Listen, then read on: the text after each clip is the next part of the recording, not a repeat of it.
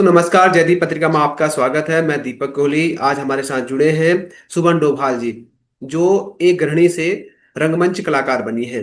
Ma'am, आपका इस कार्यक्रम में स्वागत है। Thank you so much Jaydeep ji, और आपका भी बहुत बहुत स्वागत है। मैम बताइए, गृहिणी से रंगमंच कलाकार तक का सफर आपका कैसा रहा, और इस दौरान आपने क्या क्या चीजें अनुभव की हैं।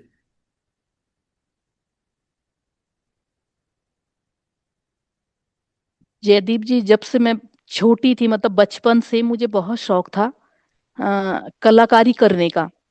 और जैसे कि होता ही है कि स्कूल कॉलेज में हम लोगों को करने का मौका भी मिला है। तो हम लोगों ने करी है, वहाँ पे हमने कई तरह के नाटक वगैरह किए हैं। बट उसके बाद जैसे ही स्कूलिंग वगैरह खत्म हो जाती है, थोड़ा सा मेरा कॉलेज भी हुआ, तो मेरी शादी हो गई।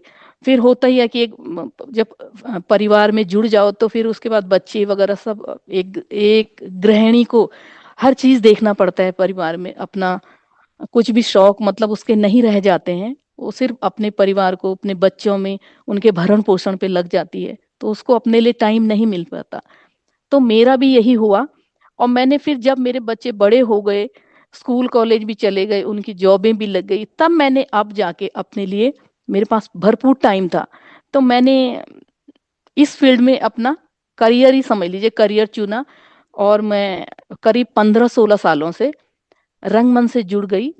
हमने वहाँ पे नुक्कड़ से स्टार्ट किया। उसके बाद फिर छोटे मोटे हम लोगों ने नाटक किए। उसके बाद मैं फिल्मों में भी जुड़ी हूँ, वेब सीरीज भी की हैं, शॉर्ट मूवीज भी की हैं, और अभी भी कर रही हूँ। और मैं सबसे ज्यादा खुश तब हुई जब मुझे मौका मिला। मैंने जब इस फील्ड में मैं थिएटर से जुड़ी हूँ, तो मैंने मास्टर भी इसी फील्ड से किया है अभी लास्ट ईयर। और मुझे इस बात की भी बहुत खुशी है कि मैं टॉप 3 में आई हूँ। तो मेरा जो अब तक का जीवन है, मुझे बहुत अच्छा लगता है कि हर किसी को काम करना चाहिए, चाहे वो कोई भी काम हो। जरूरी नहीं है कि हर कोई रंगमंच में आए। जिसको जो शौक है, अपने शौक पूरे कीजिए। तो मैं इस फील्ड से इसी वजह से जुड़ी हूँ कि मेरा शौक था ये। मैम एक्चुअली क्या होता है, हमारे समाज में महिलाएं शादी के बाद अपने करियर का बलिदान दे देती है या अपने करियर को छोड़ देती है, अच्छी खासी पढ़ाई करने के बावजूद। उन लोगों के लिए आप क्या कहना चाहेंगे।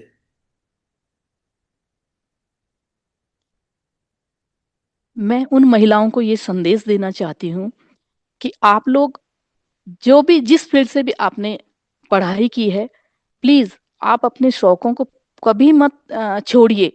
भले ही आप अपने घर गृहस्थी में जो भी, आप अपने पहले बच्चों को बड़ा कीजिए।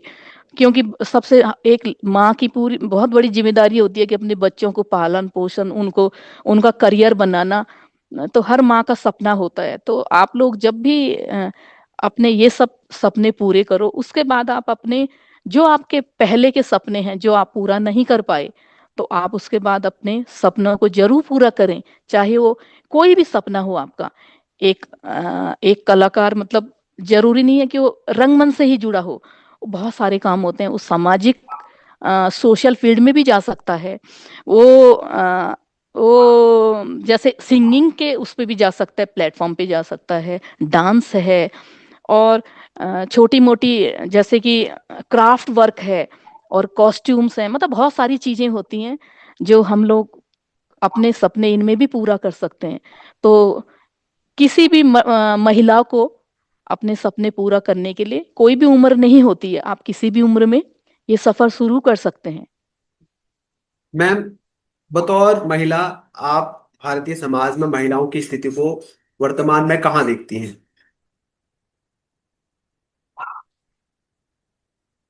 वर्तमान में महिलाओं की स्थिति पहले के जमाने में अच्छी हो चुकी है, जहां तक मैंने देखा है। अब महिलाओं के लिए हर हर क्षेत्र खुल चुके हैं। महिलाएं आज, आप देखते ही होंगे कि आजकल के जो बच्चे हैं, वो हर फील्ड में हैं। कि मतलब उनके लिए जैसे पहले एक पर्टिकुलर सब्जेक्ट थे कि हम लोग जैसे बीए कर रही हैं महिलाएं, एमए कर रही हैं, ये कर रही हैं, इसके अलावा और कुछ नहीं था।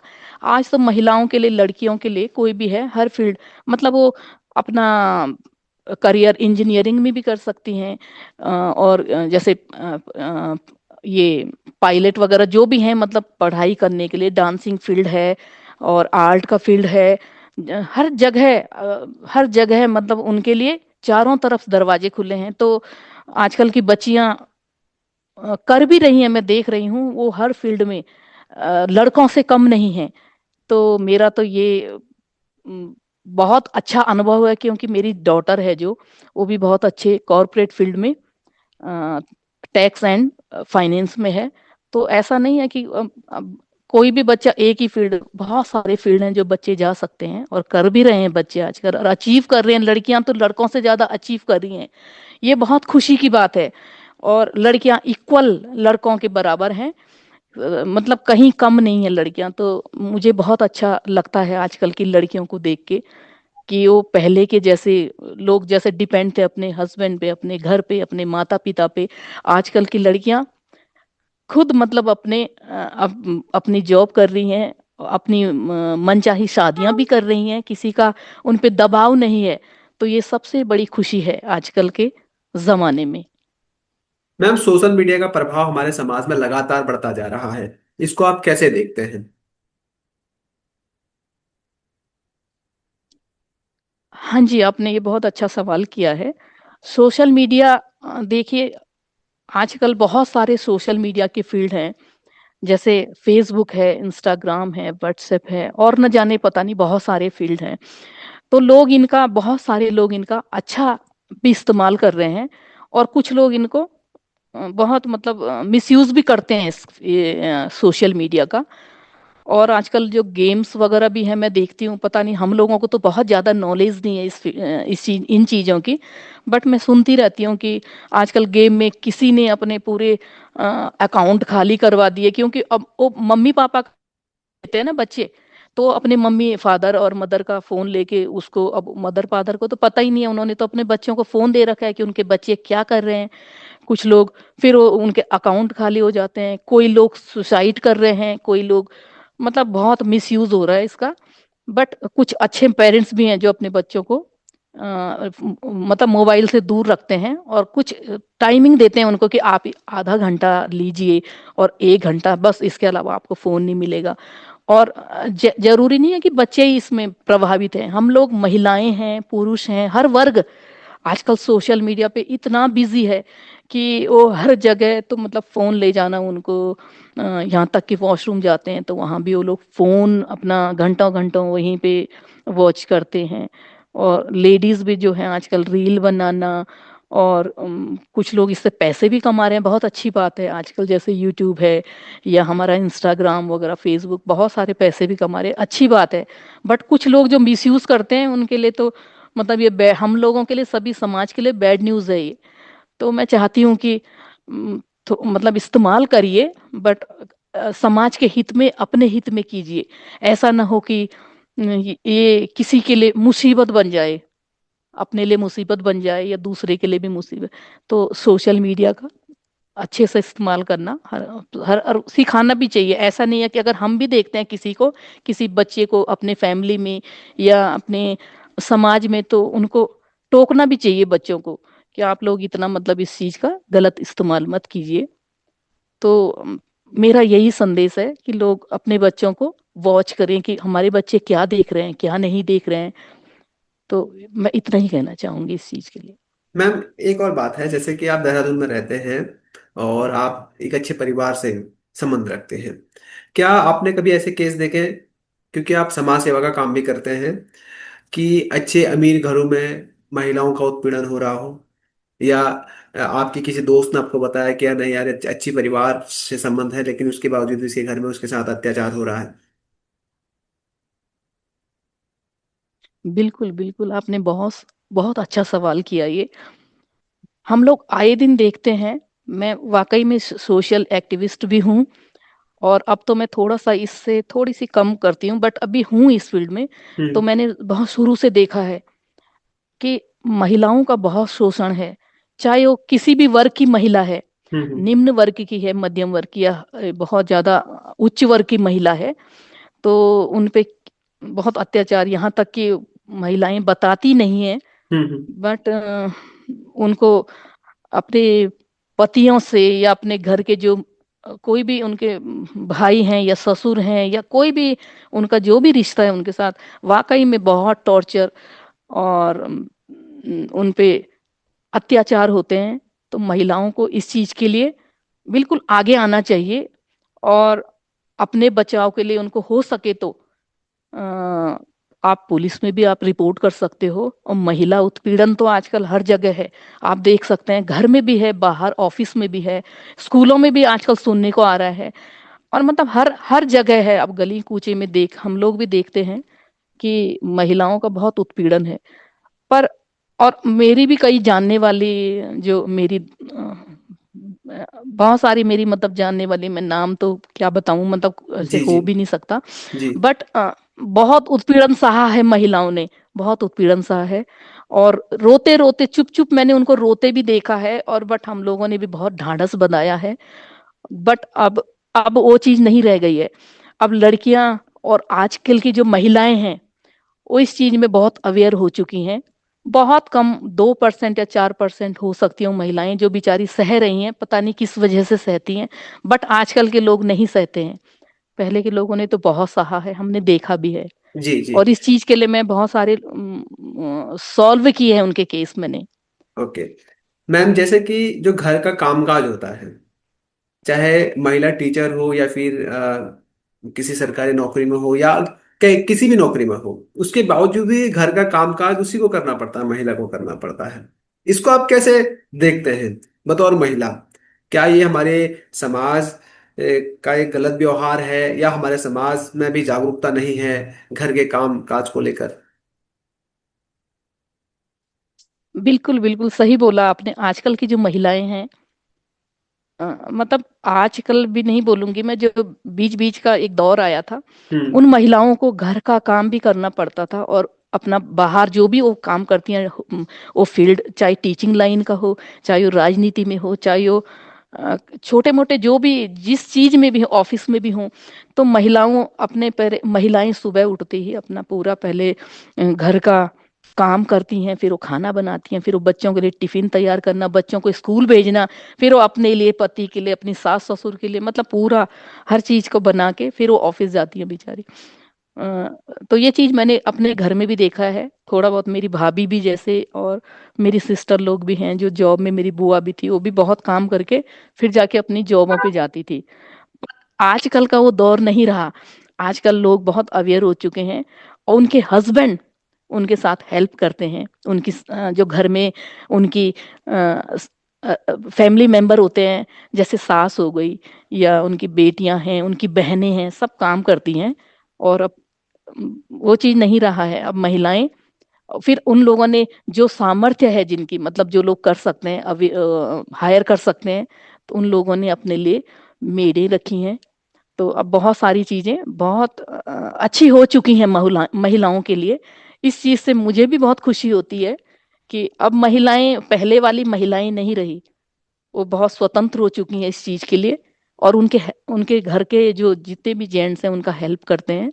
तो और करना भी चाहिए जयदीप जी, मैं बोलती हूँ कि होना चाहिए कि महिलाएं भी उतनी बेचारी, मतलब उन पे भी वही है कि वो भी तो काम करती हैं बाहर जाके, तो उनके और पति भी करते हैं। तो दोनों को मिलजुल के काम करें तभी एक गृहस्थी चलती भी है उनकी। और बहुत सारे परिवार बहुत अच्छे हैं जो मैंने देखे हैं, उनका बहुत अच्छा चलता है।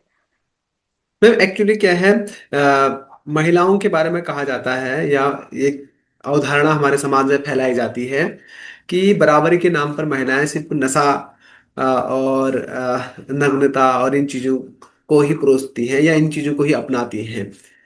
तो क्या ये सही है? नहीं नहीं, मतलब है कुछ वो आजकल का, पता नहीं नशा है, मैंने भी देखा है। हमारा जब मैं देहरादून से बिलोंग करती हूँ, जी जी तो हमारा देहरादून पहले का देहरादून में और आज के देहरादून में बहुत ज्यादा अंतर आ गया है।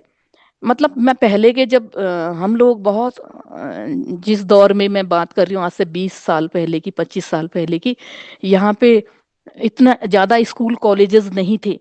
तो जब से ये स्कूल कॉलेजेस बने हैं, तब से ये बाहर के जो स्टूडेंट्स वगैरह यहाँ पे आए हैं अपनी स्टडीज वगैरह करने के लिए, तो इन लोगों ने थोड़ा सा माहौल खराब किया है, ये चीज मैंने नोटिस किया है। और ये लोग नशे में इतने लिप्त हैं कि आज कई बार मैं खुद से भी देखती हूँ, बहुत सारी जो लड़कियां हैं वो उनको स्मोकिंग करना और नशा जो भी बोलते हैं ना, पता नहीं कौन सूंघने वाला क्या क्या होते हैं ज्यादा हम लोगों को, थिनर वगैरह जैसे है।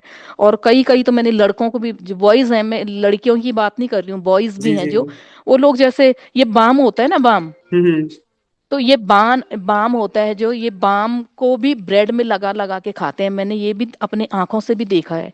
और लोग आजकल ड्रिंक वगैरह, लड़कियां जो लड़के सब, ये बस तो तब से ही मतलब आजकल ही हुआ ये सब। और इस चीज, हमारी सरकार को इस चीज को बहुत ध्यान देना चाहिए कि जो हमारा ये स्टूडेंट वगैरह हैं और ये जो टीन एज हैं, इनके लिए थोड़ा सा कुछ रूल बनाए, या तो या फिर इन लोगों के लिए महिला पुलिस चेकिंग करें कि ताकि इनके पास कोई नशा ना हो, या इस टाइप का हमें करना पड़ेगा जी ताकि जी। हमारा जो एक हाँ जी, वर्ग है, ये नशे की तरफ ना जाए। मैम आपने गृहिणी और जीवन, है आपने। जी मैम आपने गृहिणी जीवन और रंगमंच का जीवन में आपको क्या अंतर दिखाई दिया, और इस दौरान आपने क्या अनुभव किया कि गृहिणी जीवन में ये आजादी थी आपके पास, और रंगमंच के दौरान आपके पास ये आजादी थी, ये रोल आपने निभाया, या ये दबाव आपने झेला?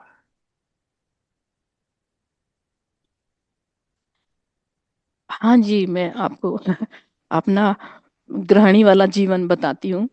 मेरी एक्चुअली छोटी एज में शादी हो गई, 18 साल में। तो हम्म। आप बताइए, आजकल का आप तुलना करेंगे आज के जमाने में और पहले के जमाने में, कि वो बचपन ही था, बट हो गई, चलो हो गई जो भी है, मैं उसको संजोग मानूंगी या जो भी मानूंगी, ठीक है। उसके बाद बच्चे भी हो जाते हैं आपके, तो अपने लिए आपको, आपके पास कोई टाइम नहीं होता, क्योंकि उस जमाने में इतने वो भी नहीं थे कि हम लोग कोई काम वाला रखें या कोई होते थे, थोड़ा बहुत तो थे, बट थोड़ा सा सास जी भी थी, बहुत स्ट्रिक्ट रही मेरी, और हस्बैंड की तरफ से भी बहुत थोड़ा सा स्ट्रिक्टनेस था।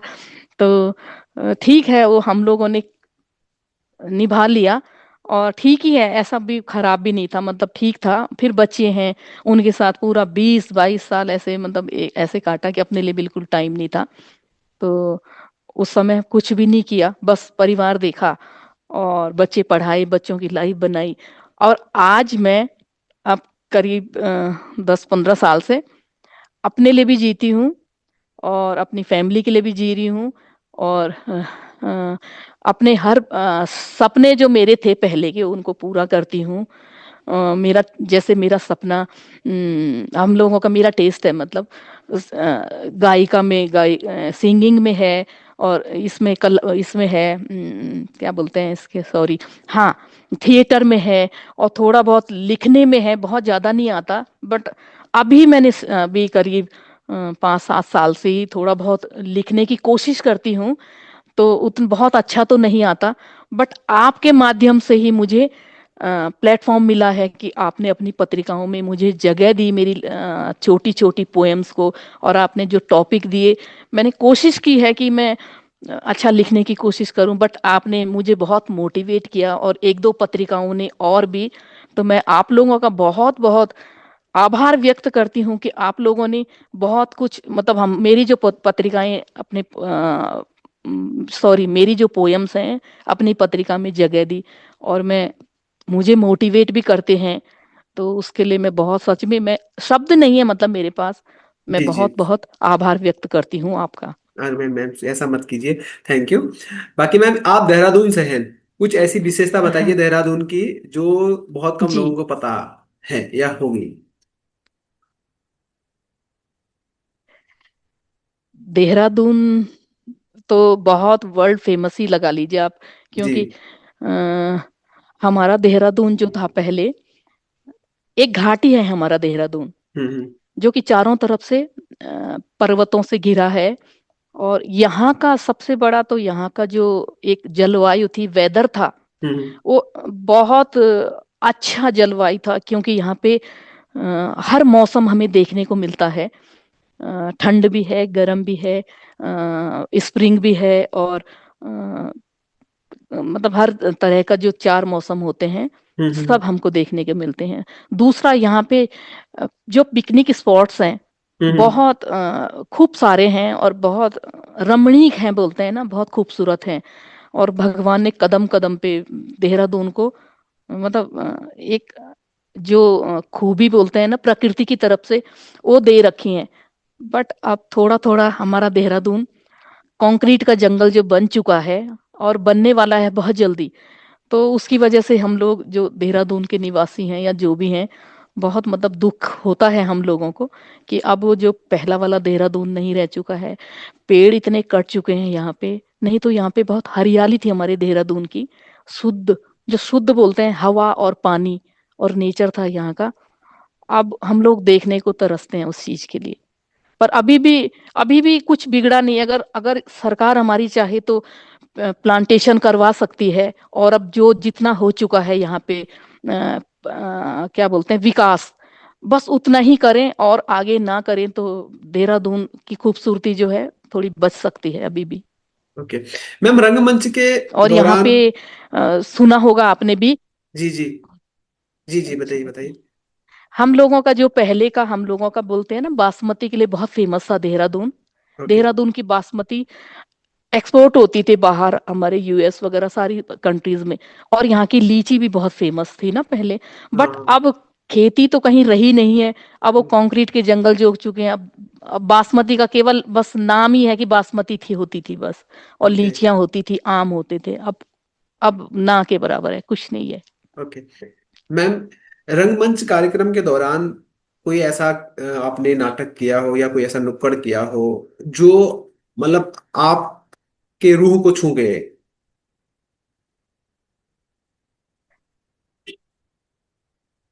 मैंने, हाँ जी हाँ जी, बहुत सारे नाटक किए हैं जो मेरे रूह को छुआ था। जी। हम्म, एक हमने किया था टिंचरी माई। हम्म। तो टिंचरी माई में एक यहाँ की, हमारी गढ़वाल की बहुत फेमस एक लेडी थी। उनका नाम तो मुझे ध्यान नहीं आ रहा, एक्चुअली मैंने पढ़ा भी नहीं है ज्यादा उनके बारे में। जी। तो उनका नाम बाद में उन्होंने टिंचरी, मतलब एक शराब होती थी टिंचरी, देहरा मतलब हमारे पहाड़ पे। ओके तो लोग पहले वो पीते थे, तो अपना तो उन्होंने वो टिंचरी को बंद करवाया था। ओके। और अपना, उनके हस्बैंड, हाँ जी, उनके हस्बैंड थे भारतीय सेना में। हम्म तो पाकिस्तान या कहाँ लड़ाई गए होंगे कहीं और, तो वहां पे उनकी ना, नहीं फॉरेन में, पता नहीं कौन सी जगह में गए थे। तो उनकी हम्म वहां पे डेथ हो चुकी थी। तो हम्म फिर उनके जो पैसे मिले थे उनको, उन्होंने उसका, वो इतनी पुरानी बात है ये, उन्होंने स्कूल खोला बच्चों हम्म के लिए। हम्म तो इस वजह से वो बहुत फेमस थी। और जो मेरा कैरेक्टर था उसमें, मैं एक जो उनकी बहू, मतलब उस एक गांव की जो बहू थी, वो भी बहुत जल्दी विधवा हो जाती हैं। तो हम्म उनके बेटे की भी अर्थी वगैरह आती हैं। तो मैं उनकी ना सहेली बनी थी। तो उसमें मतलब बहुत जो रो रो के हम लोगों का वो जो भी था, मतलब बहुत रोना धोना, वो हम्म दिल को बहुत छू गया था कि एक छोटी सी बच्ची, मतलब बहुत छोटी उम्र में विडो हो गई थी, हम्म 12 साल में, दस हम्म। साल की। तो मतलब पहले ऐसे ही करते थे, बाल विवाह सबके जी होते जी थे। जी तो जी। वो चीज बहुत छुई। उस लेडी के प्रति आज बहुत ज्यादा, मतलब मैं भी नमन करती हूँ उनको, कि उन्होंने हमारे प्रदेश को उस जमाने की, मतलब उनकी इतनी अच्छी सोच रही कि उन्होंने स्कूल बनाया, अपने जो उनके हस्बैंड के पैसे मिले थे, जो शहीद हुए थे वो, और उन्होंने टिंचरी मतलब शराब बंद करवाई। बस उस चीज के लिए बहुत नमन करती हूँ मैं, कि उतनी, उतने पहले के लेडी को इतना, मतलब वो इतनी अवेयर थी अपने पहाड़ के प्रति, अपने अपने यहाँ के लोगों के प्रति। जी मैम, बतौर महिला आप महिला समाज के लिए क्या कहना चाहेंगे, क्योंकि आपके पास एक लंबा जीवन है, अनुभव है, क्योंकि गृहिणी से लेकर आपने रंगमंच तक का सफर तय किया है, क्योंकि इस दौरान आपने बहुत सारे उतार चढ़ाव देखे होंगे, बहुत सारे अच्छाइयाँ बुराइयाँ आपने फेस किए होंगे। मैं गृहिणियों के लिए, जो कोई भी किसी भी तबके की हैं, छोटी हैं बड़ी हैं, मेरी उम्र की हैं मुझसे बड़ी हैं, उनके लिए कहना चाहूंगी कि आप मतलब अपने सपने पूरे कीजिए। और आप किसी से मतलब कहीं समाज में डरने की जरूरत नहीं है। आपको कोई दबाता है तो आप आवाज उठाइए, आपके प्रति कोई अत्याचार करता है तो उसकी भी आप आवाज उठा सकते हैं। और जितना हमसे हो सकता है, आप लोगों से हो सकता है, उतना किसी की मदद कीजिए। और किसी को अगर आप इतने सक्षम हैं तो किसी की लाइफ, बहुत सारे लोग ऐसे हैं जो अपनी फीस नहीं दे सकते हैं, बच्चे लोग, तो आप उनकी फीस भी दे सकते हो, उनकी पढ़ाई में अपना योगदान कर सकते हैं। और अ, किसी जैसे कोई बहुत सारी महिलाएं होती हैं जो अपने घर से थोड़ी सी प्रताड़ित हैं, या उनका, तो आप उनका साथ दे सकते हो, आप उनको मदद करके आप मतलब उनको न्याय दिला सकते हैं। और बहुत सारे काम हैं हम लोग कर सकते हैं समाज में, जो कि हम लोग मतलब करने भी चाहिए। किसी लेडी को भी आप बेझिझक कर सकते हो। तो अब मैं भी अपने मुंह से तो मतलब क्या कहूँ, बट जी जी जितना मुझसे हम लोगों से हो सकता है मैं भी करती हूँ। जी। और मुझे बहुत खुशी मिलती है, और वाकई में आप लोग भी करोगे। मैं उन महिलाओं को बोलूंगी जो करना चाहती हैं और करती हैं, बहुत खुशी मिलती है। आप किसी को करके तो देखिए थोड़ा भी, चाहे आप, आपके पास नहीं है बहुत ज्यादा पैसा, आप 10 रुपए से भी किसी की मदद कर सकते हो, 100 रुपए से भी कर सकते हो। तो आप जरूर करना चाहिए, हर लेडी को करना चाहिए अपनी हैसियत के हिसाब से। मैम बहुत बहुत धन्यवाद, आपने अपना बहुमूल्य समय दिया जयदीप पत्रिका को। Thank you.